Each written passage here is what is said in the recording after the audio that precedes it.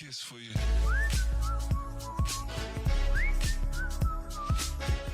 Today we're looking at part 2 to a critical look at the TikTok alternatives. In part 1, as you can see here, we talked about the 3 main alternatives that people were going to: Red Note, Clapper, and Lemonade. I talked about the pros and cons of them, the advantages of each one, kind of where they sat in the market. And part 2 was going to be talking about the other 2 options in the room, which were Instagram Reels and YouTube Shorts. Part 1's there. You can go check it out if you're interested, just in kind of a breakdown of those apps and how they function and what the best ones of those are. And this one's mostly looking at a larger scale picture between what is currently available as well as the recent extensions. There was a lot of discussion when TikTok shut down originally for that 15 hours. And then when it came back, that its algorithm had kind of changed a little bit, right? And people were kind of discussing the changes that the algorithm had made and sort of the, feelings of it being censored and all that. And all I want to say on this, whether I'm, commenting on it or not fully, but I kind of want to just put this idea out there. And some people have gotten it, some people have kind of talked about it. But when you get rid of 170 million people from any platform, and how algorithms generally tend to work, is you are going to get that 115 million people or whatever it is. And you're gonna, 150 million people. And the TikTok, as you can see from the overall graph here of everything, has a lot of users, right? Where the judgments are on TikTok having like billions of users, making a ridiculous amount. $73 billion, 2 billion users. Yeah, so it's a lot of users, right? And when you have a lot of users, 150 million of them all of a sudden disappear. These are US users, US-based users, and now they're all of a sudden, disappear for that 15 hours. And what algorithms tend to do is they'll feed you whatever is the most popular content first. So whatever is most popular, depending worldwide, generally speaking, it will serve you that first, and then it eventually goes to whatever your interests are. And that can be similar to what's popular, or it can be different, right? And that's depending on how you follow and all that. Well, when you stop getting fed US data for a considerable amount of time, so no more US data, but you still have EU data, you still have data from, Asia and Asian countries, you still have data from, Australia, you still have South America. You get a lot of different viewpoints and everything, and all this to basically say, when you get rid of a large chunk like the US, the algorithm effectively resets. It says, okay, instead of being based on interest, all of a sudden we have a large gap of interest that we used to be serving. We're not serving that anymore. So we're just going to continue to serve what is popular in like the EU, Asia, Australia region, right? If that is the most populous kind of regions. We're going to serve that instead. So now all of a sudden when the US comes back around and said, hey, actually, no, the US is back in business. Here we go. It doesn't know what to do, right? It's kind of adjusted its algorithm to show the content that the markets of Europe and Asia and Australia and stuff were interested in, and not the US. So now what does it do? It goes back to what it was popular. And I think a lot of people forget the fact that whatever is popular is whatever gets shown whenever you have a mass exodus. You can see this with things like Twitter as well. When there was a mass exodus of people from that to Blue Sky. And I kind of compare it to the same way, to basically say, if I just make a new one here, and it's a similar thing. We have people moving from, let's say, X to Blue Sky, and then there's, let's say, 40 million people, and 20 million are Democrat, 20 million Republican, right? And let's say these 20 million hypothetically go over to Blue Sky, right? Not 20, but, enough of them that it would matter.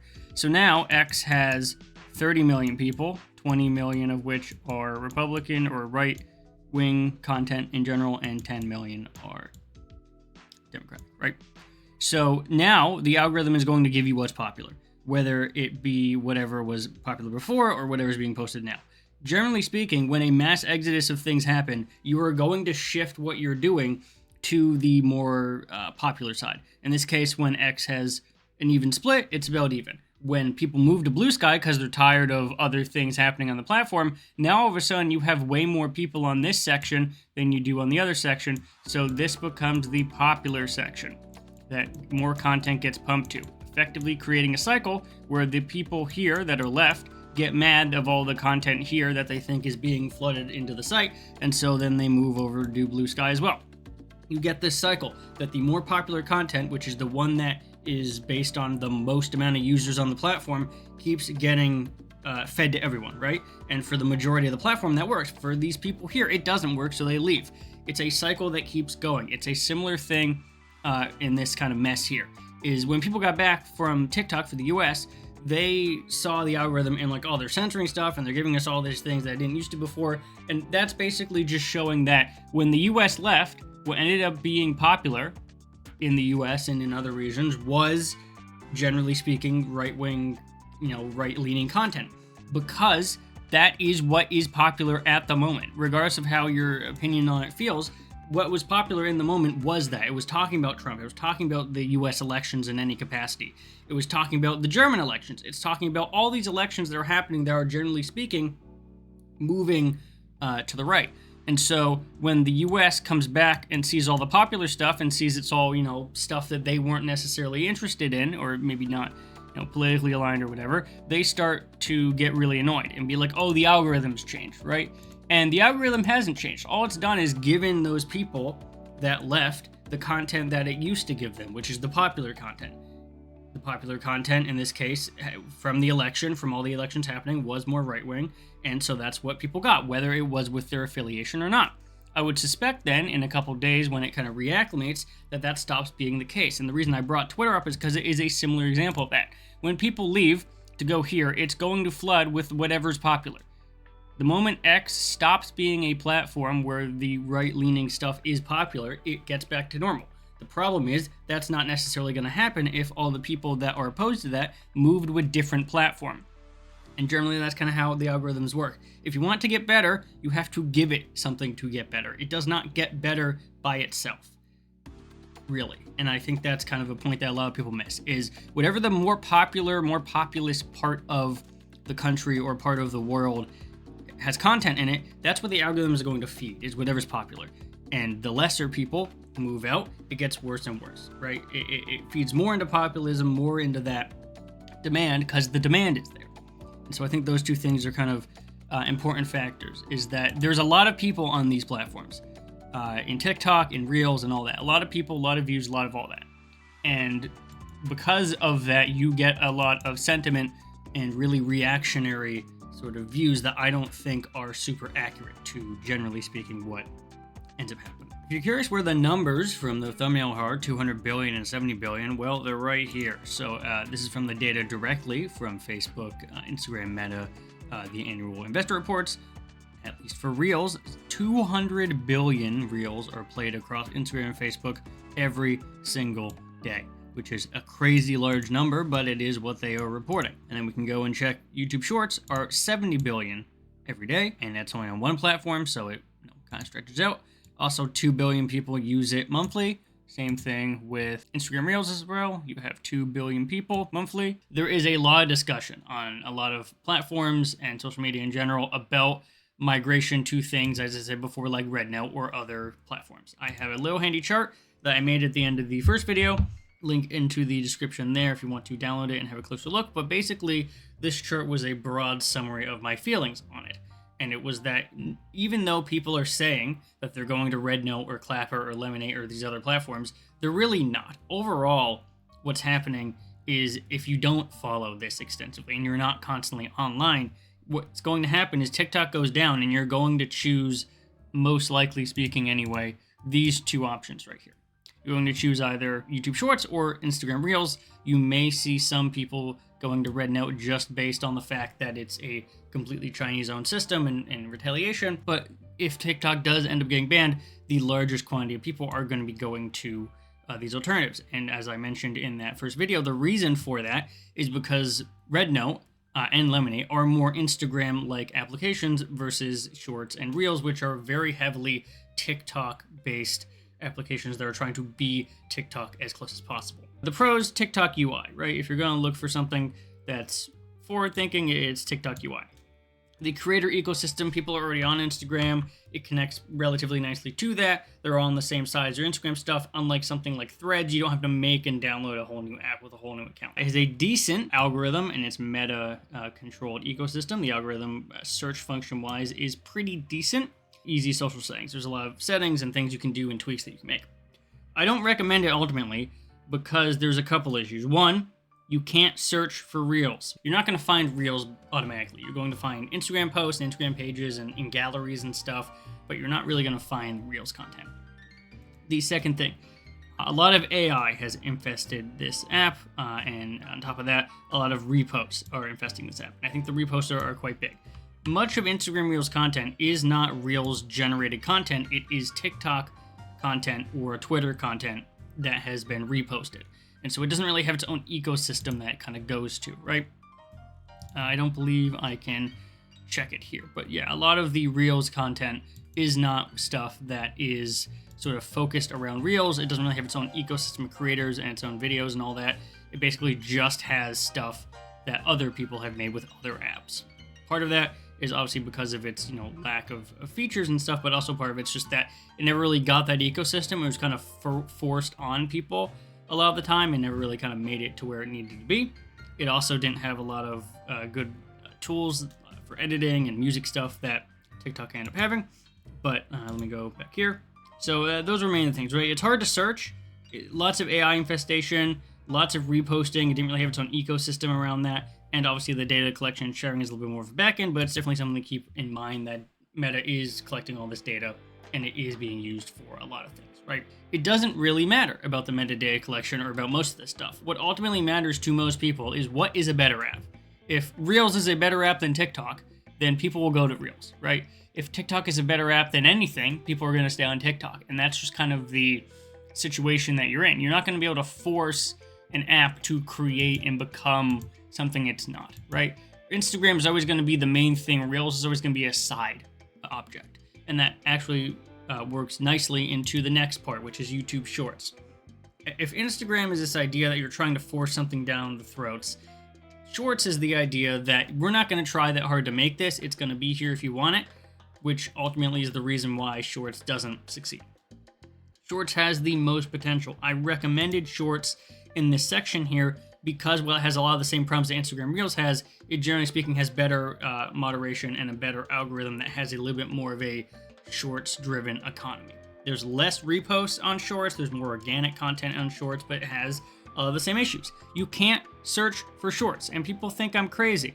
And it's all that. Let's go to Shorts. I believe I'm logged in. Yep, I'm logged in. Let's go Shorts, okay?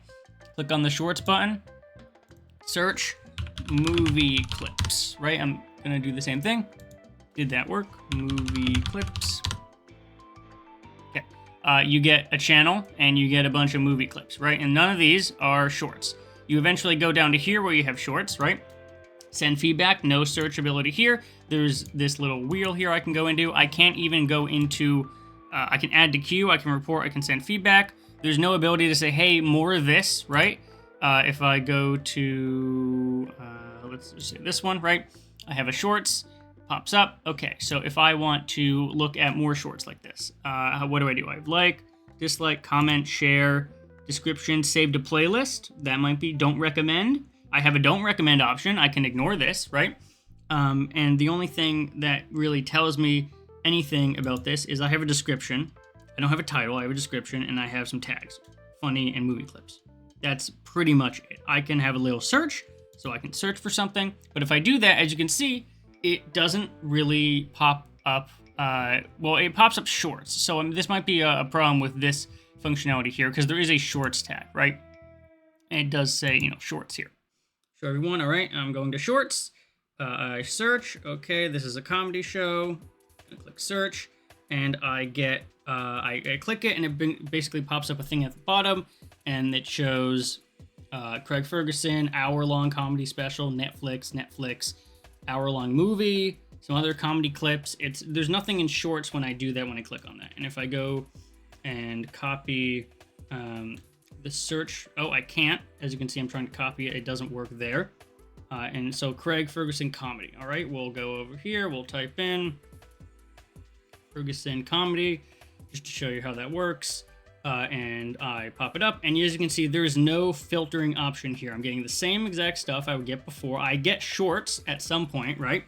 And then it pops up and has a Shorts button where I can click on Shorts. Even then, even on that Shorts section, it doesn't shift me over to the Shorts category. Like, it doesn't put me in that mode. It puts me in this other mode that is very annoying because it doesn't really have a lot of like information here, right? It's a bunch of shorts. It's a bunch of things. It doesn't really have a lot of ability for recommendations. I can save the playlist. I can remix it, but I don't really have any way to kind of alter the algorithm there. And a lot of the people, like, I didn't notice this shorts button because I think, as you saw, it didn't pop up for a little bit there. So for all I understood, I had to go to search filters and go to type shorts or something, or click on the tags. But there is a shorts section here that you can use to search for shorts. You'll notice that if I go back to the shorts button and I click this search button, which you would think is the way to search for shorts, and you type in the thing you had, it doesn't search for shorts. See, it defaults back to all. And it's one of those things where it basically makes it really hard to get access to what you're looking for. Sorry, there's a little bit of a tangent, but I just wanted to kind of show that in real time. It's like, yep, that's how it's working. So no ability to search for it. AI infestation, as we said before, AI content, that kind of thing. And not great social settings. What I mean by that, there isn't a lot of shorts content in terms of like the creation content of it, right? So for example, if I wanted to look at this short and I was like real interested in it, I was like, okay, let's subscribe. I subscribe to this channel here. And in this case, it's a shorts channel specifically that has a variety of shorts, right? If I sub to this channel, it then goes into the subscription box that I have to go to. What is interesting about YouTube in comparison to these other ones is the default box you go to is not your subscription box or For You page, it's your homepage. And most people's homepage are not going to have necessarily the things that you are in your subscriptions page, right? So that's a big thing where instead of it being by default your For You page that you'll get access to, it's this other random content algorithm driven page that you might not see what you're looking for. And so it just is a lot more steps that necessarily would need to go. I think on the search page, having something to be able to search specifically for shorts and have it pop up and have the recommended things also pop up shorts, or even just making shorts have its own dedicated app would definitely go a long way to improving that experience. Because right now, it doesn't exactly work that well. And so that's ultimately kind of where I stand on these two. I think TikTok alternatives that I had in the previous video in terms of, looking at them. The TikTok one, the one that was most like TikTok was Clapper, and that had a whole bunch of issues that I explained in that video there. But ultimately, the Instagram Reels thing just has a little bit of an identity crisis in terms of what it's trying to get at, as well as what it's actually even capable of doing, considering the limitations of its kind of built-in nature, as well as its lack of original content. And then YouTube does have that original content, but it's just kind of a mess to navigate. And so between these two options, there isn't really a better path. I recommended YouTube Shorts because they are the easiest to kind of utilize based on something you may be already using, and does have maybe that original content that could even get you into longer form content that is more beneficial to you long term than something like Reels that I just didn't see has the level of build up that is needed for something like this to kind of be successful. But overall, I mean, it's obviously your decision, and I think, will I recommend YouTube Shorts here? A lot of these decisions come down to, personal preferences and what you end up using, what you end up connecting with. If your friends use Instagram and they're posting a lot of Reels, you're going to be wanting to watch that, right?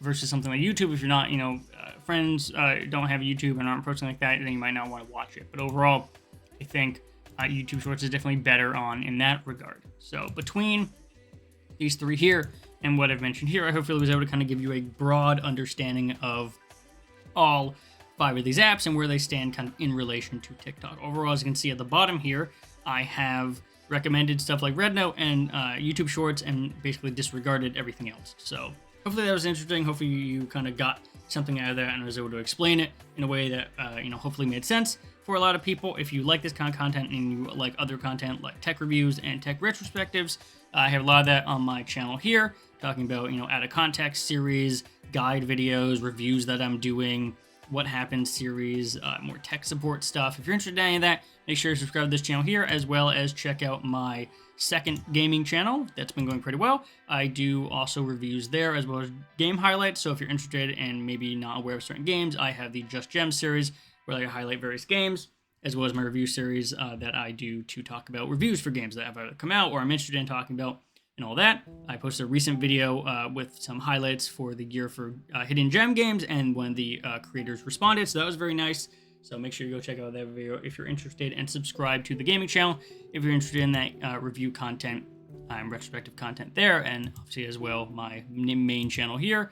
I'm also launching something else that I'll be making a video on shortly, so stay tuned for that. But yeah, if you enjoy this, make sure you check out those things. I'm trying to post once a week as usual. And as I said before, basically an outline, I recommend YouTube, don't really recommend Instagram. You can download this chart here on the previous video. I'll leave a link to it in this video as well. And yeah, I'll see everyone in the next video.